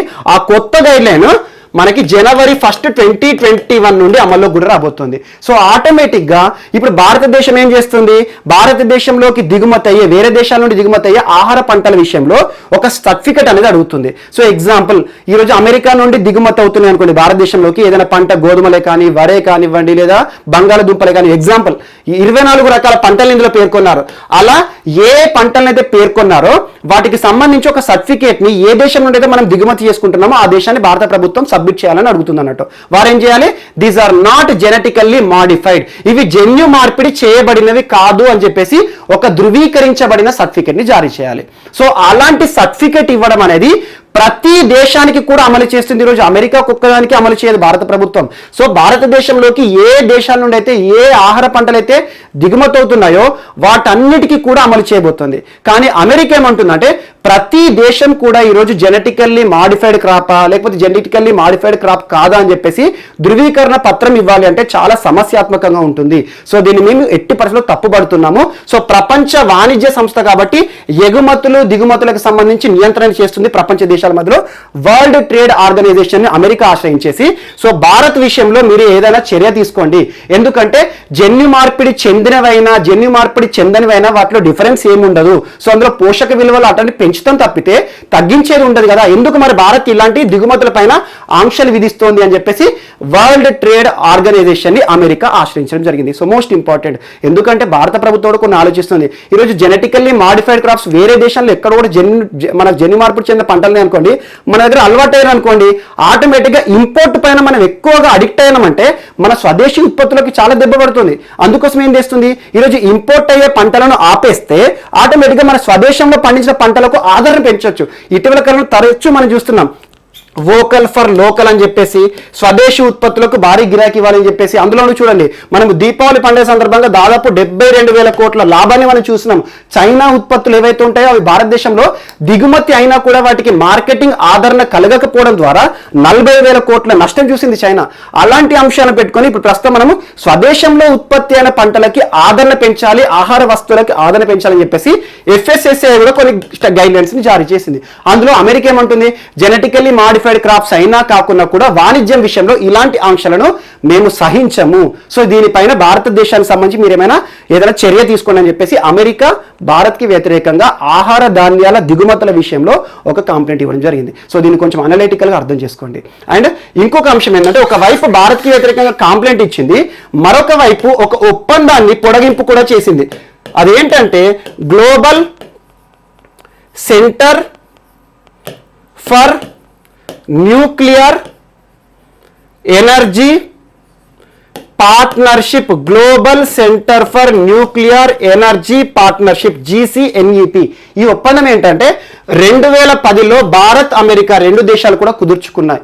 ఎందుకంటే న్యూక్లియర్ పేర్లోనే ఉంది చూడండి. సో న్యూక్లియర్ ఎనర్జీకి సంబంధించి భారతదేశానికి కావాల్సిన సాంకేతిక సహాయాన్ని అమెరికా కల్పించాలి. సో అలా 10 సంవత్సరాల వ్యాలిడిటీతో ఈ ఒప్పందాన్ని కుదుర్చుకున్నాయి రెండు దేశాలు. సో ఇటీవల ఈ ఒప్పందం వ్యాలిడిటీ అయిపోయింది కదా, సో మళ్ళీ ఒప్పందం రావాలి, మళ్ళీ దీనికి సంబంధించి సాంకేతిక సహాయం కావాలి అంటే మరొకసారి ఈ ఒప్పందాన్ని ఎక్స్పాండ్ చేసుకోవాలి. అంటే ఏంటి, దీన్ని పొడిగింపు చేసుకోవాలి. సో అలా ఈ ఒప్పందాన్ని పొడిగించింది. రానున్న 10 ఏళ్ల పాటు, 10 సంవత్సరాల పాటు ఈ GCNEP ఒప్పందం అనేది రెండు దేశాల మధ్యలో అమలవుతుంది. భారతదేశానికి కావాల్సిన న్యూక్లియర్ ఎనర్జీ ప్రొడ్యూస్ చేయడానికి ఎలాంటి సాంకేతిక సహాయమైనా కూడా మేము చేస్తామని చెప్పేసి అమెరికా ప్రకటించింది. ఒకవైపు ఒప్పందాలేమో పొడిగిస్తుంది, ఒకవైపు ఏమో భారతదేశంలో దిగుమతి అయ్యే వస్తువుల విషయంలో ఆంక్షలు ఏంటి అని చెప్పేసి ప్రపంచ సంస్థని కూడా ఆశ్రయించడం జరిగింది. సో మోస్ట్ ఇంపార్టెంట్, ఏ దేశమైనా చూడండి ఇష్యూ బేస్డ్ రిలేషన్షిప్ ఉంటుంది. అంటే మనకు వారి నుండి ఏదైనా లాభం పొందిన అనుకోండి, మనం వారితో బాగుంటాము, వారు కూడా సేమే. ఈ రోజు అమెరికా అయినా చైనా అయినా కూడా గ్లోబల్ మార్కెట్స్, వీరికి సంబంధించిన ఉత్పత్తులు ఏదైనా దేశంలోకి దిగుమతి కాకుండా అక్కడ ఏదైనా కస్టమ్స్ డ్యూటీ కానివ్వండి, సో దిగుమతి పన్నులు పెంచారనుకోండి, ఆటోమేటిక్గా ఆ దేశాలపైన ఆగ్రహం చూపిస్తాయి ఈ దేశాలు, చైనా ఉన్న అమెరికా మెయిన్గా. సో అలాంటి చర్య, ఒకవైపు మా ఉత్పత్తులకు ఎందుకు గిరాకీ తగ్గుతుంది, మీ దేశంలో దిగుమతి చేసుకోవట్లేని చెప్పేసి ఒకవైపేమో కాంప్లైంట్, మరొక వైపేమో వీరికి కావాల్సిన సాంకేతిక సాయం విషయంలోనేమో ఒప్పందం పొడిగింపు. సో అలా రెండు అంశాలు ఇండియా అమెరికాకి సంబంధించి ఈరోజు వార్తలు నిలిచాయి. అండ్ నెక్స్ట్ ఈరోజు ఇక్రిసాట్ వార్తలు నిలిచింది. International crops research institute for the semi arid tropics. ఇటీవల చెప్పాను, జస్ట్ 15 days బ్యాక్. ఇక్రిసాట్ ఎందుకు వార్తలు నిలిచిందంటే ఇటీవల director general of civil aviation మరియు మినిస్ట్రీ ఆఫ్ సివిల్ ఏవియేషన్, కేంద్ర పౌర విమానయాన మంత్రిత్వ శాఖ మరియు director general of civil aviation, ఈ రెండు సంస్థలు కూడా ఇక్రిసాట్ వారు చేసే పరిశోధనలకు కాను డ్రోన్ల సహాయాన్ని కావాలంటే వారికి అనుమతులను ఇస్తున్నామని చెప్పేసి, డ్రోన్ల సాయంతో మీరు పరిశోధనలు చేయండి అని చెప్పేసి ఇక్రిసాట్కి అనుమతులు ఇచ్చిందని చెప్పేసి జస్ట్ 15 days బ్యాక్ చెప్పాను. మరొకసారి ఈరోజు ఇక్రిసాట్ సంబంధించి ఎందుకు వార్తలు నిలిచిందంటే ఇక్రిసాట్ ప్రపంచ సంస్థ. సో పంటలకు సంబంధించి, so Patancheru Hyderabad head quarter పనిచేస్తుంది, ఒక అంతర్జాతీయ సంస్థ. వీరు ఏం చేస్తారంటే ఈరోజు ఒక వెబ్సైట్లో మిల్లెట్ ఫైండర్ అనే ఒక కొత్త అంశాన్ని తీసుకొచ్చారు. Millet finder. ప్రస్తుతం మిల్లెట్స్ ఈ పదం మనకు పరిచయం అవసరం లేదు. మిల్లెట్స్ అంటే చిరుధాన్యాలు. ఈరోజు ప్రపంచవ్యాప్తంగా కూడా ఆర్గానిక్ ఫుడ్ అని చెప్పేసి, లేకపోతే మిల్లెట్స్ అని చెప్పేసి చిరుధాన్యాల వైపు చూస్తున్నారు, ఆరోగ్య సంబంధిత అంశాలను దృష్టిలో ఉంచుకొని. అలాంటి మిల్లెట్స్ ఏవైతే ఉంటాయో ప్రపంచవ్యాప్తంగా 30 దేశాలలో పండిస్తున్న మిల్లెట్స్, దాదాపు 1000 రకాల మిల్లెట్స్ ఏవైతే ఉంటాయో, 1000 రకాల మిల్లెట్స్ మనకు తెలిసిన దాదాపు ఒక 5-6 ఉంటాయి అంతే. సో అలా 1000 రకాల మిల్లెట్స్ చిరుధాన్యాల పట్ల భారత ప్రజలకు అవగాహన కలిగించాలని చెప్పేసి ఒక ప్రత్యేక పోర్టల్ని తీసుకొచ్చింది ఇక్రిసాట్ సంస్థ.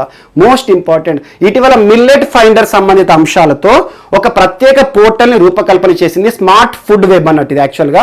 సో ఇక్రిసాట్ వారి ఆధ్వర్యంలో ఉండే వెబ్సైట్ ఏదైతే అందులో ప్రత్యేక ఒక ఫోల్డర్ని క్రియేట్ చేశారు. అందులో ప్రపంచవ్యాప్తంగా 30కి పైగా దేశాల్లో ఉత్పత్తి అయ్యే 1000కి పైగా ఉత్పత్తులు, మిల్లెట్ ఉత్పత్తులకు సంబంధించి ప్రజలకు అవగాహన తెలియజేయాలి, భారతదేశంలో కూడా ఈ మిల్లెట్ ఉత్పత్తులు పెంచాలి, సో దీని పట్ల పరిజ్ఞానాన్ని పెంచాలని చెప్పేసి మిల్లెట్ ఫైండర్ అనే ఒక ప్రత్యేక అంశంతో వార్తలు నిలిచింది ఈరోజు ఇక్రిసాట్. సో అంతకుముందేమో ఇక్రిసాట్ వారు డ్రోన్ల సహాయం కూడా తీసుకోవచ్చు వారి పరిశోధనలో భాగమని చెప్పేసి DGCA and ministry of civil aviation వారు అనుమతులు ఇవ్వడం జరిగింది. ఈరోజు ఇక్రిసాట్ మిల్లెట్ ఫైండర్ అదొక్కటే గుర్తుంచుకోండి సరిపోతుంది. మిల్లెట్ అనే పేరు ఉంది కాబట్టి, సో మిల్లెట్లకు ఆదరణ కలిగించడానికి ఒక ప్రత్యేక పోర్టల్, ఒక వెబ్సైట్లో రకరకాల మిల్లెట్స్ పేర్లు, దాని యొక్క జన్యు ఏ రకంగా ఉంటుంది, అందులో ఉండే పోషక విలువలు ఏంటి, ఇవన్నీ కూడా అందులో ఉంటాయి అన్నట్టు, దాని యొక్క మొత్తం ప్రొఫార్మ్ అంతా. సో ఇదొకటి వార్తలు నిలిచింది.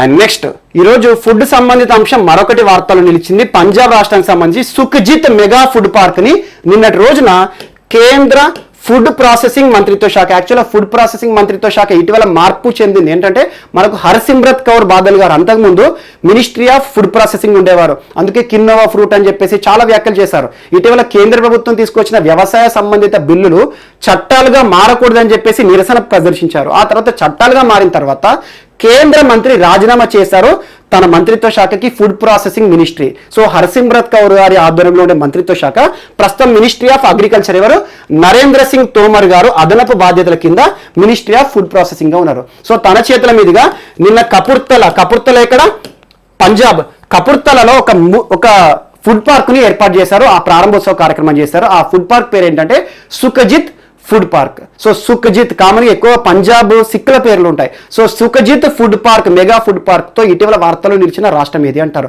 దీన్ని దాదాపు 107 కోట్ల రూపాయలతో నిర్మాణం చేస్తున్నారు. అండ్ దాదాపు 25,000 మంది ఫార్మర్స్ పండించిన పంటలు ఏవైతే ఉంటాయో, పంట ఉత్పత్తులు ఏవైతే ఉంటాయో వాటన్నిటిని కూడా ప్రాసెసింగ్ చేయడానికి అధునాతన సౌకర్యాలతో నిర్మించబడింది అని చెప్పేసి కేంద్ర ఫుడ్ ప్రాసెసింగ్ మంత్రి గారు వర్చువల్గా ప్రారంభించారు. ఈ ప్రోగ్రాంలో పంజాబ్ రాష్ట్ర ముఖ్యమంత్రి అమరీందర్ సింగ్ గారు కూడా పార్టిసిపేట్ చేయడం జరిగింది. So most important ministry of food processing గారు. అండ్ ప్రస్తుతం భారతదేశంలో 37 ఫుడ్ పార్కులకి అనుమతులు జారీ చేశారు, శాంక్షన్ అయినాయి. కానీ ప్రస్తుతం యాక్టివ్గా ఉన్నాయి మాత్రం 20 ఫుడ్ పార్కులు మాత్రమే యాక్టివ్గా ఉన్నాయి. లాస్ట్ టైం మీకు ఫుడ్ పార్క్ గురించి ఎప్పుడు చెప్పానంటే కేరళలో ఇటీవల ఒక food park, mega food park inauguration అని చెప్పాను. అండ్ అన్నిటికంటే మోస్ట్ ఇంపార్టెంట్ ఈ సంవత్సరం వార్తలు నిలిచిన దానిలో Zoram mega food park. Zoram అంటే ఏ రాష్ట్రం? మిజోరం. సో మిజోరం రాష్ట్రంలో ఏర్పాటైన జోరం ఫుడ్ పార్క్ గురించి మాత్రం ప్రత్యేకంగా చూడండి. ఆల్మోస్ట్ ఒక 2-3 మంత్స్ బ్యాక్ చెప్పాను మీకు జోరం ఫుడ్ పార్క్ ప్రత్యేకతలు అవన్నీ కూడా మీకు ఇమేజ్ రూపంలో చూపించాను. సో జోరం ఫుడ్ పార్క్ గురించి ఖచ్చితంగా రానున్న పోటీ పరీక్షలు అడుగుతారు. జోరం ఫుడ్ పార్క్ ని ఎవరు ఇనాగ్రేట్ చేశారంటే అప్పటి ఫుడ్ ప్రాసెసింగ్ మంత్రిత్వ శాఖ ఎవరు ఆధ్వర్యంలో? హర్సిమ్రత్ కౌర్ బాదల్ గారు. సో జోరం ఫుడ్ పార్క్ పైన మాత్రం ప్రత్యేక శ్రద్ధ చూపండి. జోరం ఫుడ్ పార్కే కానివ్వండి, సుఖ్జీత్ మెగా ఫుడ్ పార్క్ ఈ రోజు వార్తలు నిలిచింది. అండ్ నెక్స్ట్ ఈరోజు మరొక అంశము రైతులకి సంబంధించి ప్రైమరీ కోఆపరేటివ్ సొసైటీస్లో రైతులకి ప్రత్యేకంగా ఒక అవగాహన కార్యక్రమాలు నైపుణ్యాభివృద్ధి కలుగజేయడానికి కేంద్ర ప్రభుత్వం దాదాపు 40 మాడ్యూల్స్తో ఒక అవగాహన కార్యక్రమం, ఒక ట్రైనింగ్ క్యాంప్ని తీసుకొచ్చింది. ఆ పేరేంటంటే సర్కార్ ప్రజ్ఞ. సో సర్కార్ ప్రజ్ఞ దాదాపు 18 రీజనల్ ట్రైనింగ్ సెంటర్స్ ని ఏర్పాటు చేస్తారు. రీజనల్ అంటే ఏంటి? ప్రాంతీయ శిక్షణ కేంద్రాలను ఏర్పాటు చేస్తారు.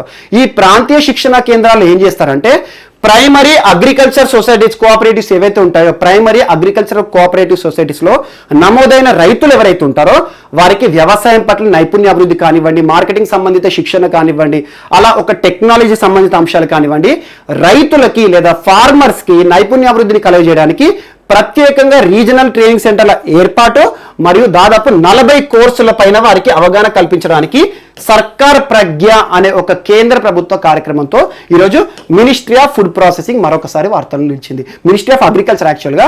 So ministry of agriculture, ministry of food processing రెండు తనే కాబట్టి సో తన గురించి చూడండి. సో ప్రస్తుతం ఇప్పుడు వ్యవసాయం సంబంధించి మనకి ఈరోజు ఏ అంశాలు వార్తలు నిలిచినాయి? ఒకటి యుఎస్ఏకి సంబంధించిన అంశము, WTOని ఆశ్రయించడము, మరొకటి ఇక్రిసాట్కి సంబంధించి, మరొకటి సుఖ్జీత్ మెగా ఫుడ్ పార్క్, మరొకటి సర్కార్ ప్రజ్ఞ.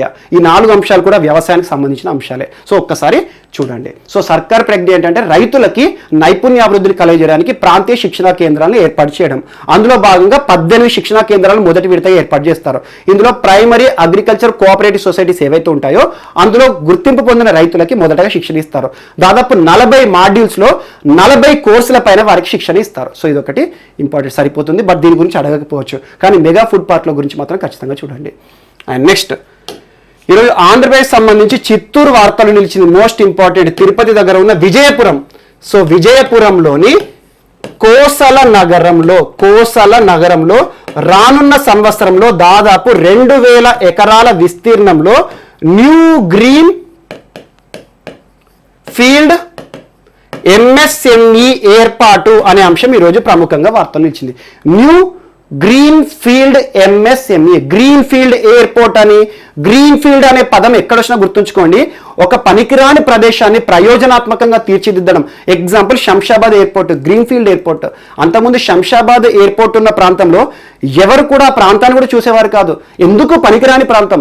అలాంటి పనికిరాని ప్రాంతం ఈ రోజు ఒక ఎయిర్పోర్ట్ నిర్మాణంతో అంతర్జాతీయ ప్రాముఖ్యతగా ఒక ప్రయోజనంగా తీర్చిదిద్దాం.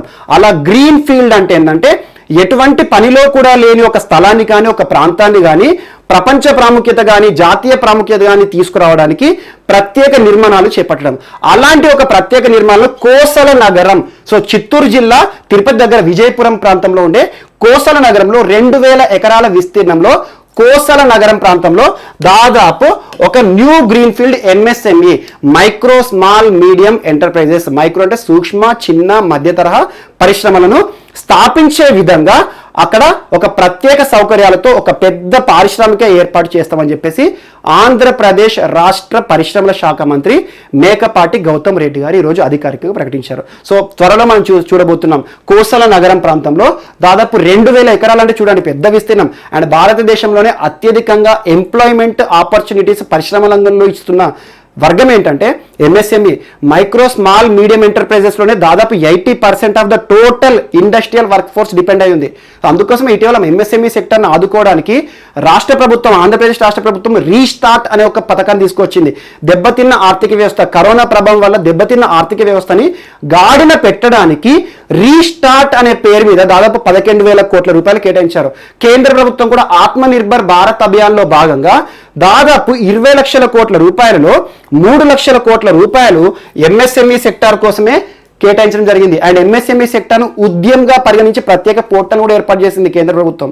సో అలాంటి ఎంఎస్ఎంఈ సెక్టార్కి ఆదరణ పెంచడము, రాష్ట్రంలో ఉద్యోగిత రేటును పెంచడానికి ప్రత్యేక ఎంఎస్ఎంఈ పార్కుని ఏర్పాటు చేస్తామని చెప్పేసి ఈ ప్రాంతాన్ని సూచించడం జరిగింది. విజయపురం ప్రాంతంలోని కోసల నగరంలో 2,000 ఎకరాల విస్తీర్ణంలో దాదాపు ఒక న్యూ గ్రీన్ ఫీల్డ్ ఎంఎస్ఎంఈని ఏర్పాటు చేస్తామని చెప్పేసి ఆంధ్రప్రదేశ్ రాష్ట్ర పరిశ్రమ శాఖ మంత్రి మేకపాటి గౌతమ్ రెడ్డి గారు ప్రశంసించడం జరిగింది. ఇది ఒకటి ఈరోజు వార్తలు నిలిచింది. అండ్ నెక్స్ట్ ఈరోజు వార్తలు నిలిచిన వ్యక్తుల గురించి చూద్దాం. సో ఈరోజు మన నెక్స్ట్ టాపిక్ వచ్చేసి వార్తల్లో వ్యక్తులు అండ్ మోస్ట్ ఇంపార్టెంట్ పర్సనాలిటీ ఈరోజు వార్తలు నిలిచారు. ప్రపంచవ్యాప్తంగా గుర్తింపు పొందడమే కాదు, ప్రపంచవ్యాప్తంగా కోట్లాది మంది అభిమానులను పొందిన ఒక దిగ్గజ ఆటగాడి మరణం ఈరోజు వార్తలు నిలిచింది. ప్రపంచవ్యాప్తంగా డీగో మారడోనాగా పరిచయం. అసలు పేరు ఏంటంటే డీగో అర్మాండో మారడోనా. ఎగ్జామ్లో రానున్న పోటీ పరీక్షలో ఖచ్చితంగా తన గురించి ఒక ప్రశ్న అడుగుతారు, డ్యామ్ షూర్. మారడోనా అనే పదం గుర్తుంచుకోండి సరిపోతుంది. ఈరోజు మారడోనా అనే ఒక వ్యక్తి పేరు ప్రపంచవ్యాప్తంగా ఒక బ్రాండ్ అయిపోయింది. అంతటి ఘనతలు సాధించి అన్ని రికార్డులు సృష్టించిన ఒక వ్యక్తి ఈరోజు మరణిస్తూ వార్తలు నిలిచాడు. అర్జెంటీనా దేశానికి సంబంధించిన ఆటగాడు, అర్జెంటీనా మాజీ ఫుట్బాల్ దిగ్గజ ఆటగాడు, మాజీ ఫుట్బాల్ కెప్టెన్, అర్జెంటీనా దేశానికి సంబంధించి మోస్ట్ ఇంపార్టెంట్ పర్సనాలిటీ. సర్వసాధారణంగా ఒక వ్యక్తికి గుర్తింపు అనేది తను నివసించే ప్రాంతంలో పొందుతారు కొంతమంది, లేదా తన స్వరాష్ట్రంలో గుర్తింపు పొందుతారు. కొంతమంది వ్యక్తులు దేశవ్యాప్తంగా గుర్తింపు పొందుతారు. కానీ చాలా rarest of the rare persons, చాలా అరుదైన వ్యక్తులకి మాత్రమే సాధ్యమైంది ఏంటంటే బియాండ్ ద బౌండరీస్, సరిహద్దులు దాటి ప్రపంచవ్యాప్తంగా గుర్తింపు పొందడమే కాదు, ప్రపంచవ్యాప్తంగా అభిమానులను సంపాదించడం. అలాంటి ఘనత అనేది ఎక్కువగా క్రీడా రంగానికి సంబంధించిన వ్యక్తులకే సాధ్యమవుతుంది. ఎగ్జాంపుల్ సచిన్ టెండూల్కర్ ఉన్నాడు. మన ఇండియాకి సంబంధించి క్రికెట్ అనగానే Sachin is the God of cricket అంటాం. Sachin is the God of cricket అని చెప్పేసి విత్ ఇన్ ఇండియాలోనే కాదు, క్రికెట్ ఆడే అన్ని దేశాల్లో కూడా సచిన్ కి విపరీతమైన అభిమానులు ఉన్నారు. ఒకవేళ క్రికెట్ అనేది మతం అయితే ఆ మతానికి దేవుడు సచిన్ టెండూల్కర్ అంటారు. కానీ క్రికెట్ ఆడే దేశాలు ప్రపంచంలో చాలా తక్కువ, జస్ట్ 10 to 15 ఉంటాయి అంతే. కానీ ప్రపంచంలో అత్యధిక దేశాలు ఆడే క్రీడ ఏది అంటే football. Most important. So football ఆడే దేశాల్లోనే కాదు, ఫుట్బాల్ ఆడని దేశాల్లో, ఫుట్బాల్ అంటే కూడా తెలియని దేశాల్లో కూడా తెలిసిన వ్యక్తి పేరు మారడోనా. ఈరోజు మరణించడం జరిగింది. తను సాధించిన రికార్డ్సే కానివ్వండి, సృష్టించిన రికార్డ్సే కానివ్వండి, ఖచ్చితంగా గుర్తుంచుకోండి. ఎందుకంటే ఎగ్జామ్లో మనకు నేరుగా బిట్ అడుగుతారు. ఇటీవల వార్తలో నిలిచిన డిగో మారడోనా ఏ దేశం తరపున ఫుట్బాల్ మ్యాచెస్ ఆడాడు అంటాడు. So Argentina. తను ఎన్ని అంతర్జాతీయ మ్యాచెస్లో ఆడాడంటే 91 అంతర్జాతీయ మ్యాచెస్లో ఆడాడు అర్జెంటీనా తరపున. దాదాపు 34 గోల్స్ చేశాడు. కానీ ఇది చాలా తక్కువ నెంబర్, ఫిగర్ అనేది తక్కువనే. కానీ తను ఆడే ఆట కానివ్వండి, తను వేసే వ్యూహాలు కానివ్వండి, ప్రణాళికలు కానివ్వండి, ప్రత్యర్థులను చాలా కన్ఫ్యూజింగ్ గేమ్ ఆడతాడు. లెఫ్ట్ లెగ్ ప్లేయర్ అంటారు. యాక్చువల్గా ఫుట్బాల్లో కామన్గా కిక్ చేసేది రైట్ కిక్ చేశారనుకోండి రైట్ లెగ్ ప్లేయర్ అంటారు. సో అలా లెఫ్ట్ లెగ్ ప్లేయర్ గా ప్రపంచవ్యాప్తంగా గుర్తింపు పొందిన వ్యక్తి. ఫ్రీ కిక్ లో చాలా దిగ్గజం. ఫ్రీ కిక్ అంటే ఏంటంటే మనకు ఫుట్బాల్లో పెనాల్టీ షూట్అవుట్స్ ఉంటాయి కదా, అప్పుడు ఫ్రీ కిక్స్ ఇస్తారు. సో అలాంటి ఫ్రీ కిక్ లో ఫుట్బాల్లో చాలా వరకు తనకు సరిసాటి ఎవరు లేరు, వర్ధమానంలో కూడా ఎవరు లేరు. అలాంటి ఒక గొప్ప వ్యక్తి. జస్ట్ సింపుల్ గా చూడండి, 90s లో 1990 దశకంలో దాదాపు 43 కోట్ల రూపాయలతో బార్సిలోనా జట్టు తనను కొనుక్కుంది. 1990s లో 1990 అంటే అప్పుడు కోటి రూపాయలు అంటేనే మనం చూసేవారం. అలాంటిది ఆ టైంలోనే 1990s లోనే కొన్ని కోట్ల రూపాయలతో ఒక టీం, ఒక ప్రైవేట్ ఫ్రాంచైజీ కొనుక్కుంది. ప్రపంచవ్యాప్తంగా చర్చనీయాంశమైంది. సో అలా ఈ రకంగా గుర్తింపు పొందిన, చాలా వరకు కూడా కొన్ని వివాదాలతో కూడా గుర్తింపు పొందాడు. చాలా మంది ప్రముఖులతో డేటింగ్ కానివ్వండి. యాక్చువల్గా రోషియో ఒలివా అని చెప్పేసి 30 years పెద్ద తనకంటే, తనతో డేటింగ్ చేయడం అనేది ప్రపంచవ్యాప్తంగా వల్ల చాలా వరకు విమర్శల సుడిగుండంలో చిక్కింది తను. సో ఏ రకంగా గుర్తింపు ఉన్నా కూడా డిగో మారడోనా గురించి ఖచ్చితంగా రానున్న పోటీ పరీక్షలో ఒకే ఒక బిట్ అడుగుతారు. ఇటీవల వార్తలు నిలిచిన డిగో మారడోనా ఏ దేశం తరపున ఆడాడు ఫుట్బాల్ అంటాడు. లేకపోతే ఇటీవల వార్తలు నిలిచిన డిగో మారడోనా క్రీడా రంగానికి సంబంధించి ఏ క్రీడలో విశిష్ట గుర్తింపు పొందాడు అంటారు. సో ఫుట్బాల్ దిగ్గజము తన యొక్క ఆటోబయోగ్రఫీ ఏంటంటే యో సాయో ఈ డిగో అనే పేరు గుర్తుంచుకోండి సరిపోతుంది. సాయో ఈడిగో అని గుర్తుంచుకున్నా సరిపోతుంది. సో తన యొక్క ఆటోబయోగ్రఫీ యాక్చువల్గా చాలా వరకు తను డోపింగ్లో దొరికాడు, డ్రగ్స్ కేసులో దొరికాడు, చాలా వివాదాలు వచ్చినా కూడా ప్రస్తుతం ఎవరన్నా ఫుట్బాల్ ఆడే ఎమర్జింగ్ ప్లేయర్ ఉంటారు కదా, ఇప్పుడు ఫుట్బాల్ క్రీడా జీవితంలో అడుగు పెట్టేవారు ఉంటారు కదా, కొత్త ప్లేయర్, వారు కొంచెం ఒక మంచి మ్యాచ్ ఆడగానే సో ఇతను ఫ్యూచర్లో మారడోనా అవుతాడని చెప్తారు. అంటే ఒక గొప్ప వ్యక్తితో కంపేర్ చేస్తారు. అలాంటి ఒక సూపర్లేటివ్ పర్సన్ ఈరోజు డిగో మారడోనా ఫుట్బాల్ చరిత్ర ఉన్నంత కాలం కూడా తన పేరు ఎప్పటికీ గుర్తుంటుంది. తన శిష్యుడిగా, తన వారసుడిగా కూడా ఒక క్రీడాకారుని పరిచయం చేశారు ఇటీవల కాలంలో, లియోనల్ మెస్సీ. సో ప్రపంచవ్యాప్తంగా మారడోనా తర్వాత అర్జెంటీనా నుండి అంతటి ప్రత్యేక గుర్తింపు పొందిన మెస్సీ కూడా ప్రస్తుతం అర్జెంటీనా టీంలో సభ్యుడే. Most important. సో ఇతని క్యాప్టెన్సీలో, మారడోనా క్యాప్టెన్సీలో అర్జెంటీనా ఫుట్బాల్ వరల్డ్ కప్ కూడా గెలుచుకోవడం జరిగింది. ఫీఫా ఫుట్బాల్ వరల్డ్ కప్ గెలుచుకున్న అర్జెంటీనా టీము తన క్యాప్టెన్సీలోనే. అండ్ ఇంకొకటి, ఈ శతాబ్దపు ఉత్తమ ఫుట్బాల్ క్రీడాకారుడిగా కూడా ఫిఫా చేత గుర్తింపు పొందాడు. FIFA federation international football association. FIFA అంటే ప్రపంచవ్యాప్తంగా ఫుట్బాల్ క్రీడను నియంత్రించే సంస్థ, అంతర్జాతీయ సంస్థ. అలాంటి ఫిఫా ఫుట్బాల్ క్రీడకి సంబంధించి వరల్డ్ కప్లు కండక్ట్ చేయడం కానివ్వండి, ఫుట్బాల్ కి సంబంధించి నియంత్రణ చేయడం, కొత్త రూల్స్ తీసుకురావడం చేస్తుంది. అలా ఫిఫా ఇటీవల ఒక సర్వే చేసింది. ఈ శతాబ్దంలో అంటే గడిచిన 100 సంవత్సరాల్లో అత్యంత అద్భుతమైన లేదా అత్యధిక ఓట్లు సంపాదించిన క్రీడాకారుడు ఎవరు అని చెప్పేసి ఒక సర్వేని చేపట్టింది.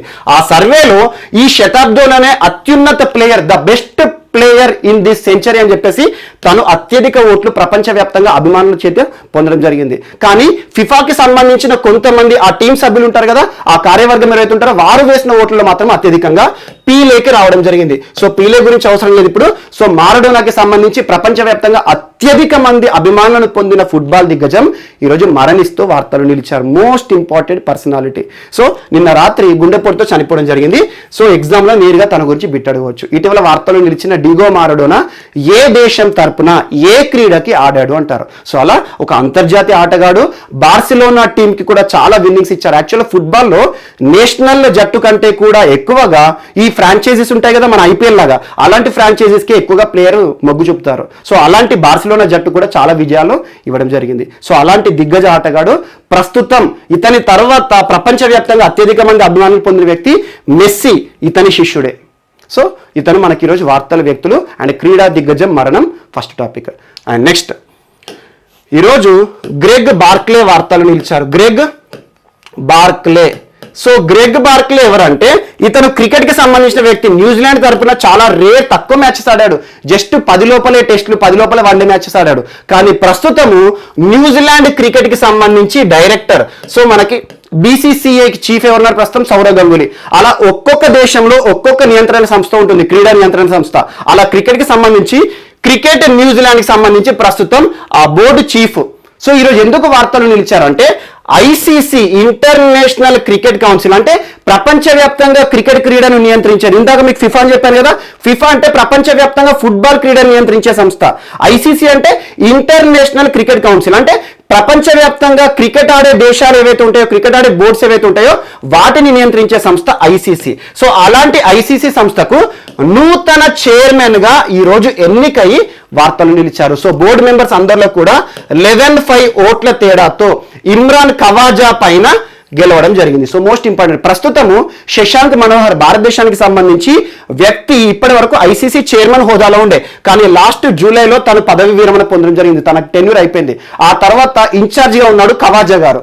ఆ ఖవాజా గారి స్థానంలో ప్రస్తుతము ఇటీవల జరిగిన శాశ్వత ఎన్నికల్లో స్వతంత్ర చైర్మన్ పదవికి గ్రెగ్ బార్క్లే, న్యూజిలాండ్ కి సంబంధించిన మాజీ దిగ్గజ క్రీడాకారుడు, ప్రస్తుతం న్యూజిలాండ్ క్రికెట్ బోర్డు చైర్మన్, ఈరోజు ICC చైర్మన్ గా వార్తల్లో నిలిచిన పర్సన్ మోస్ట్ ఇంపార్టెంట్, ఎగ్జామ్లో నేరుగా అడుగుతారు. ఇటీవల ఐసీసీ చైర్మన్ పదవికి జరిగిన ఎన్నికల్లో ఐసీసీ చైర్మన్ గా ఎన్నికైన వ్యక్తి ఎవరు అంటారు?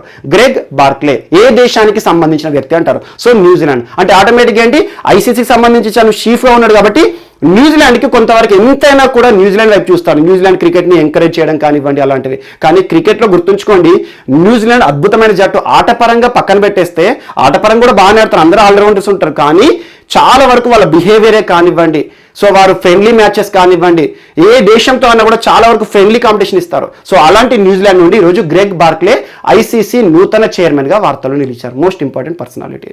అండ్ నెక్స్ట్ ఈరోజు మరొక క్రీడకి సంబంధించి ఏటీపీ టూర్ ఫైనల్స్, ఏటీపీటీ అంటారు. ఏటీపీ టూర్ ఫైనల్స్ ఇటీవల లండన్లో ముగిసాయి. యాక్చువల్గా 3 days బ్యాక్ ముగిసాయి. లండన్లో ఇటీవల ఏటీపీ టెన్నిస్ క్రీడకి సంబంధించిన టోర్నమెంట్ జరిగింది. అందులో విజేత ఎవరు అంటే Daniel Medvedev. So Daniel Medvedev గురించి లాస్ట్ టైం నేను జస్ట్ 15 days బ్యాక్ చెప్పాను. ఇటీవల జరిగిన ప్యారిస్ మాస్టర్స్ టైటిల్ గెలుచుకుంది కూడా డానియల్ మెద్వెదేవే. సో ఈ రోజు మరొకసారి వార్తలు ఇచ్చారు. జస్ట్ 1 month లో 2 సార్లు వార్తలు ఇచ్చారు. డానియల్ మెద్వెదేవ్ ఈరోజు ఏటీపీ టూర్ ఫైనల్స్ లో డొమినిక్ థీమ్ పైన గెలిచి టైటిల్ గెలుచుకున్నాడు. Dominic theme. And Dominic theme ఎవరు? ప్రస్తుతం ఇతను runner Dominic theme. So Dominic theme పేరు ఎప్పుడు చెప్పాను మీకు లాస్ట్ టైం అంటే US open title around September 20 ఆ డేట్ లో వీడియో చూడండి. డొమినిక్ థీమ్ అనే ఒక పేరు చెప్పాను. డొమినిక్ థీమ్ ఈ సంవత్సరం జరిగిన యుఎస్ ఓపెన్ టెన్నిస్ టోర్నీ పురుషుల సింగిల్స్ టైటిల్ విజేత అని చెప్పాను. సో అలా యుఎస్ ఓపెన్ గెలుచుకున్న డొమినిక్ థీమ్ పైన ప్యారిస్ ఓపెన్ గెలుచుకున్న డానియల్ మెద్వెదేవ్ ఈ రోజు ఏటీపీ టూర్ ఫైనల్స్ లో గెలిచి మరొక కప్పు, మరొక గ్రాండ్ స్లామ్ గెలుచుకోవడం జరిగింది. So most important person. So అలా ఈరోజు వార్తలు నిలిచిన person Dominic theme and Daniel Medvedev. ఇద్దరు పేర్లు గుర్తుంచుకోండి. ఈ ఇద్దరు కూడా వితిన్ 2 months లో 2 సార్లు వార్తలు నిలిచారు. డొమినిక్ థీమ్ అనగానేమో మెయిన్ గా లాస్ట్ టైం మనం చూసిన US open. So US open title winner Dominic theme. And ఈ రోజు డానియల్ మెద్వెదేవ్ ఏమో ఏటీపీ టూర్ ఫైనల్ గెలుచుకున్నాడు. దీనికంటే ముందు తను సాధించిన ఘనత ఏంటంటే మనకి ప్యారిస్ మాస్టర్స్ ఓపెన్ టైటిల్ మరియు ఈ రోజు జరిగిన ఏటీపీ టూర్ ఫైనల్స్ రెండు Daniel Medvedev.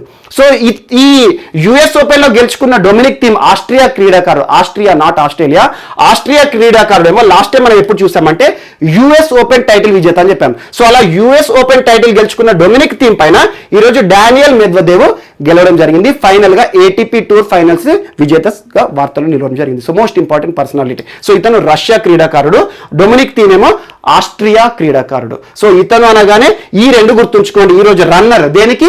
ATP tour finals లో రన్నర్, యుఎస్ ఓపెన్ టైటిల్లో విన్నర్. సో ఇతను అనగానే 2 టైటిల్ గుర్తుంచుకోండి. ఒకటి ప్యారిస్ మాస్టర్స్, ఒకటి ఏటీపీ టూర్ ఫైనల్స్. సో ఇదొకటి ఈరోజు టెన్నిస్ సంబంధించింది. ఒకటి ఫుట్బాల్ కి సంబంధించింది డిగో మారడోనా, మరొకటి క్రికెట్ క్రీడకు సంబంధించింది ఈరోజు గ్రెగ్ బార్క్లీ, మరొకటి ఈరోజు ఏటీపీ టూర్ ఫైనల్స్ అంటే టెన్నిస్ టోర్నీకి సంబంధించిన అంశము. మరియు next topic so Jallikattu. So చాలా మంది జల్లికట్టు పదం వినే ఉంటారు. కామన్గా జల్లికట్టు అంటే ఎక్కువగా తమిళనాడు రాష్ట్రంలో న్యాయస్థానాలు ఇన్వాల్వ్ అవ్వడము, ఈ సంవత్సరం జల్లికట్టు క్రీడను నిషేధిస్తున్నాము, ఎవరు కూడా జల్లికట్టు క్రీడని కండక్ట్ చేయకండి అని చెప్పేసి సుప్రీంకోర్టు కూడా ఇన్వాల్వ్ అవుతుంది. అలా ఎక్కువగా వివాదాస్పదమైన అంశం విషయంలో జల్లికట్టును చూస్తాం. అలా ఏవైతే ఉంటాయో ఈ జంతువులను, మూగ జంతువులను హింసించి వాటికి డ్రగ్స్ ఇచ్చేసి వాటి నుండి జరిగే హింస ద్వారా ఆనందం పొందడం అనేది సహించమని చెప్పేసి న్యాయస్థానాలు ఇన్వాల్వ్ అవుతాయి. సో మనకి తమిళనాడుతో పాటు ఎగ్జాంపుల్ ఆంధ్రప్రదేశ్ విషయానికి వస్తే రాయలసీమలో కూడా కొన్ని ప్రాంతాల్లో జల్లికట్టు కండక్ట్ చేస్తారు. మరియు దాంతోపాటు మహారాష్ట్రలో కూడా కొన్ని ప్రాంతాల్లో జల్లికట్టు నిర్వహిస్తారు. కానీ జల్లికట్టు క్రీడ అనగానే ఈ మూగజీవులను హింసించి ఆడే క్రీడ ఎక్కువగా తమిళనాడుకు సంబంధించింది. కానీ ఈ రోజు జల్లికట్టు పదం అనేది జల్లికట్టు క్రీడకి సంబంధించింది కాదు. యాక్చువల్గా జల్లికట్టు అనే ఒక మూవీ, ఒక మలయాళం మూవీ లిజో జోస్ పెల్లిసెరి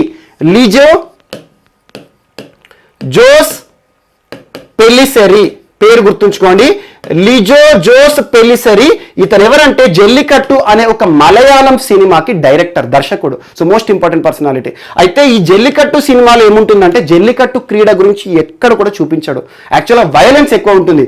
మూగజీవి ఒక జీవిని పట్టుకొని క్రూరంగా మనుషులందరూ కూడా ఒక జీవి కోసం, దాని ఫ్లెష్ కోసం కొట్లాడుతూ ఉంటారు అన్నట్టు.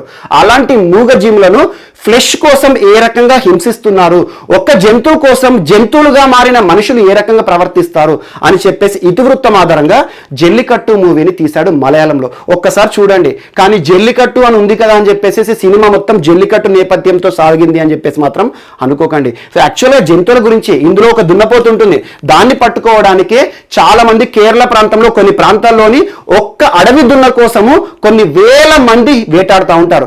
అలా ఫైనల్ క్లైమాక్స్ ఏమవుతుందంటే ఒక అడవి దున్న దొరికితే దానిపైన కొన్ని వేల మంది పడేసేసి దాని గుంజడం ఉంటుంది. సో ఈ రకంగా జల్లికట్టు క్రీడ ఇతివృత్తం కాకుండా జంతువులపై, మూగ జంతువులపై, అడవి దున్నలపై జరుగుతున్న హింస ఏ రకంగా ఉంటుంది, ఈ జంతువులను చంపడానికి, జంతువులను హింసించడానికి జంతువుగా మారిన మనిషి ఏ రకంగా ప్రవర్తిస్తారని చెప్పేసి జల్లికట్టు మూవీని మలయాళంలో తీశాడు.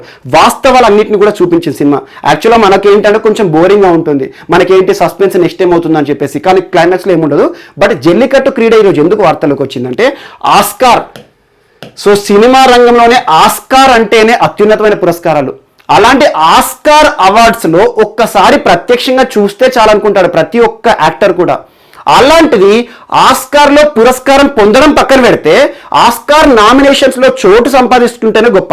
అలాంటిది భారతదేశం నుండి ఈ సంవత్సరం ఆస్కార్ నామినేషన్స్లో చోటు సంపాదించుకున్న చిత్రము జల్లికట్టు అనే మలయాళం సినిమా. సో పేరు గుర్తుంచుకోండి, జల్లికట్టు మలయాళం అంటే కేరళ రాష్ట్రానికి సంబంధించింది. సో ఆ డైరెక్టర్ ఎవరు గుర్తుంచుకోండి, లిజో జోస్ పెల్లిసరి.